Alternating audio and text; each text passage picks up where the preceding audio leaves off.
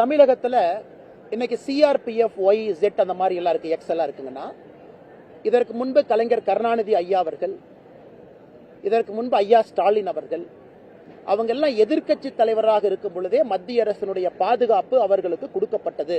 அப்ப கரும்பூனை படை பிளாக் கேட்டா இருந்துச்சு.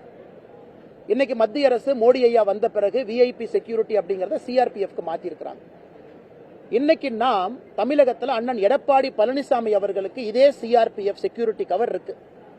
கூட்டணியில இருக்காங்க, கூட்டணியில இல்லைன்னா மத்திய அரசு பார்க்கலீங்கன்னா அந்த செக்யூரிட்டி கேட்டகரைசேஷன் கமிட்டியில அவர்களுக்கு அச்சுறுத்தல் இருக்கு அப்படின்னு பல ஏஜென்சி பிளாக் பண்ண பிறகு அதை மத்திய அரசு கொடுக்கிறாங்க. காங்கிரஸை சார்ந்த பெரிய தலைவர்களுக்கு இருக்கு, மாற்றுக் கட்சி நண்பர்களுக்கு இருக்கு.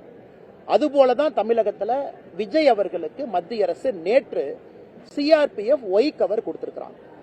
காரணம் 2-3 விஷயங்கள் நான் பாக்குறதுங்க. நான் மத்திய அரசு சார்பா பேச முடியாது, நான் ஒரு சாதாரண மனிதனா பேசுறேன்.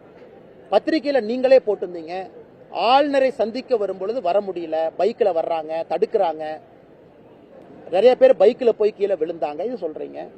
பரந்தூர் விமான நிலைய மக்கள்கிட்ட பேச போகும்போது பிரச்சனைன்னு பத்திரிகையில் நீங்க எழுதுறீங்க.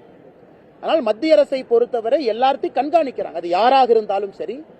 இன்னைக்கு இவ்வளவு பேசுற மாநில அரசு ஏன் விஜய் அவர்களுக்கு பாதுகாப்பு இவங்க கொடுக்கல?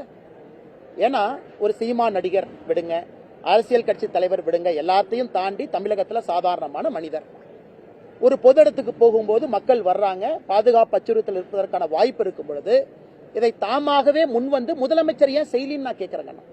முதலமைச்சர் கொடுத்திருக்கலாமே. தமிழகத்துல XYZ அப்படிங்கிற கேட்டகரி இருக்கு, Z கேட்டகரி இருக்கு, தமிழக அரசு ஏன் செய்யல?